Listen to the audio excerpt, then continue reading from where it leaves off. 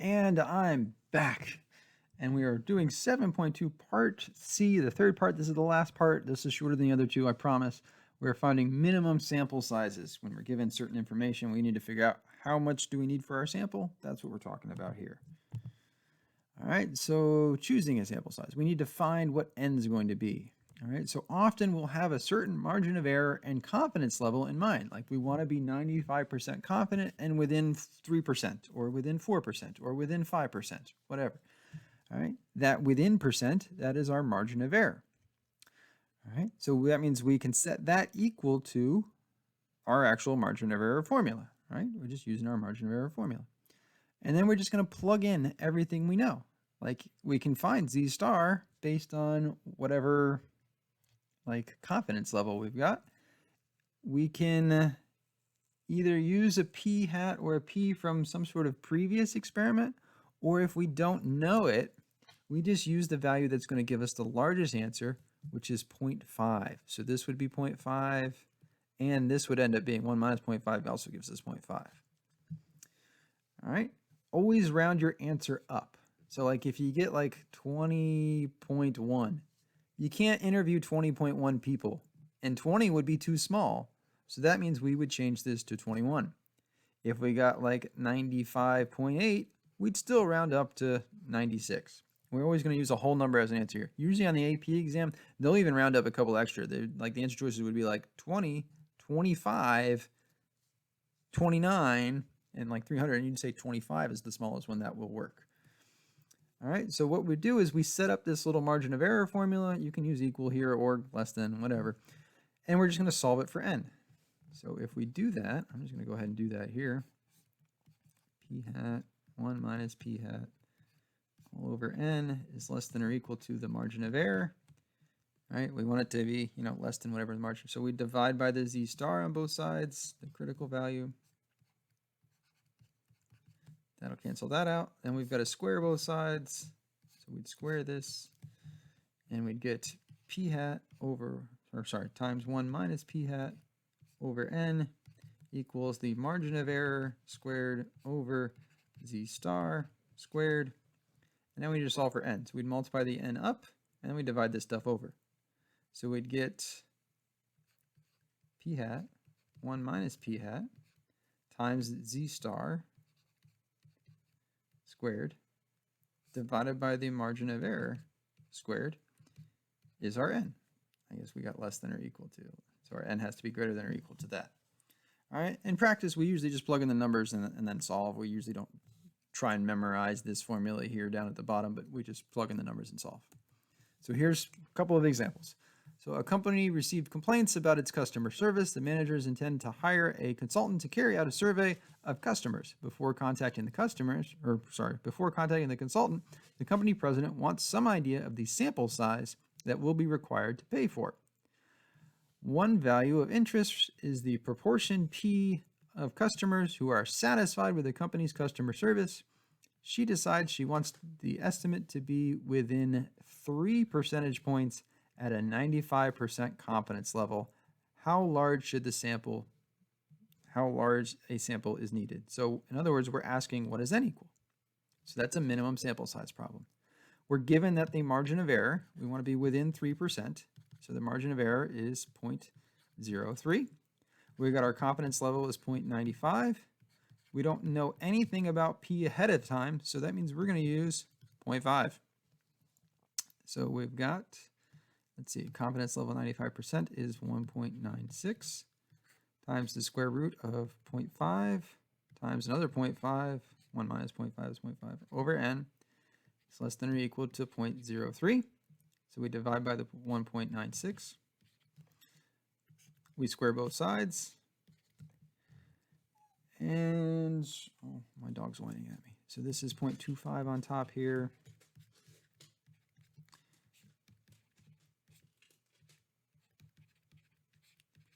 All right, so we could multiply up the n and then divide this over. So we get 0.25 over this whole guy here. 0.03 over 1.96 squared is less than or equal to n. So we just pull out our calculator and type that in. If we were in class, I'd show you a shortcut, but since we're not in class, I can't really show you the shortcut.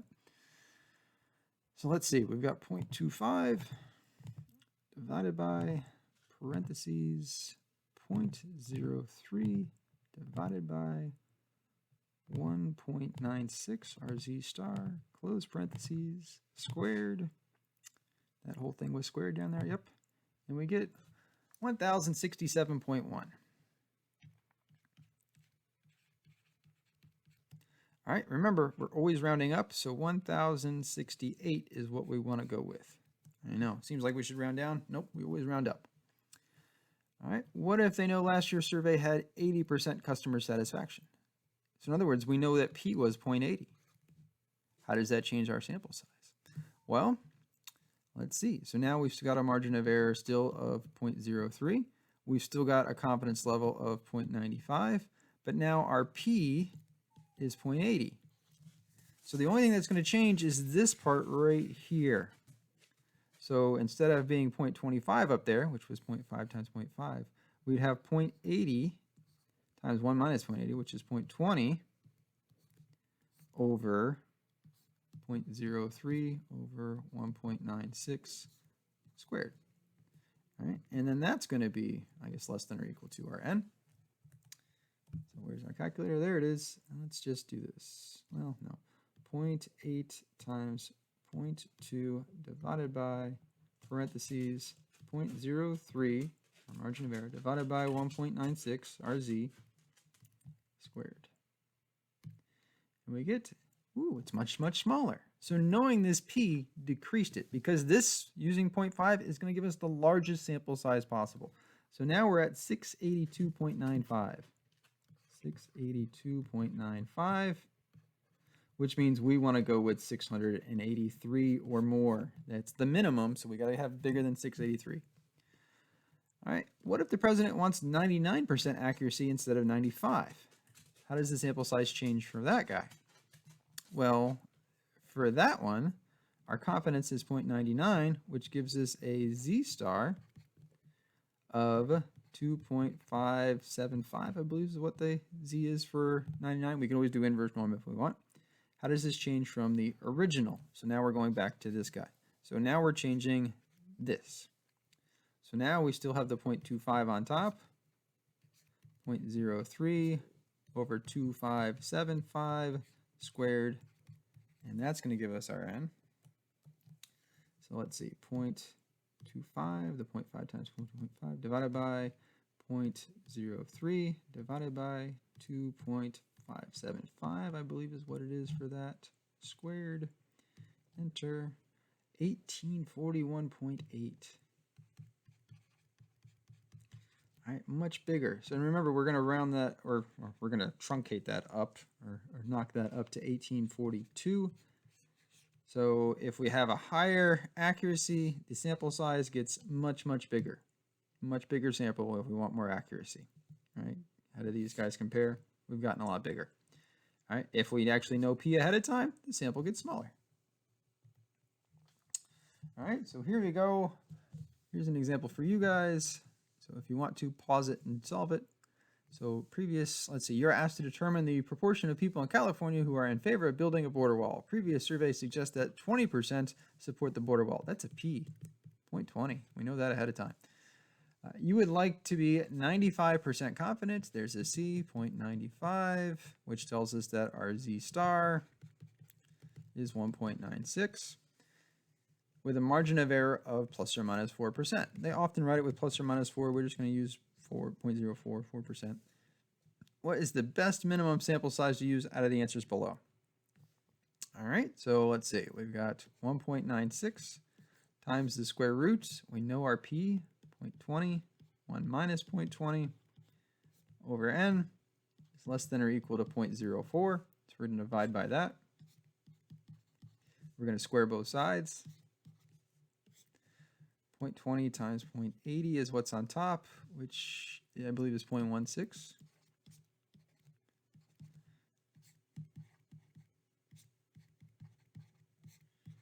We multiply up the n, then we'll divide this down.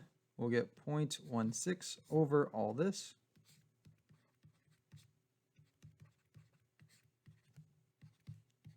So we get that. And now we just go to our calculator and we type it in.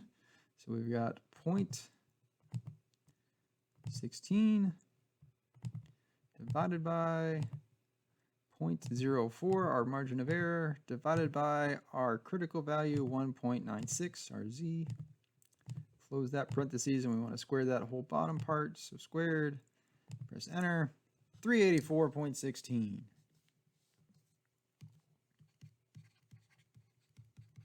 Which means we round up to 385.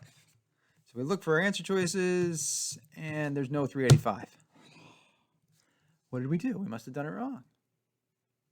Oh wait, it's just asking for the best minimum sample size out of these ones. Well, 380 is too small. So the best minimum, the smallest one out of these that works, is 390. So we just go with the smallest one that works. 390 is our guy. So that's how they do the multiple choice ones on the AP exam here. All right, and that's it for minimum sample size. I told you this one would be shorter. And that is it for 7.2, so go get your homework done.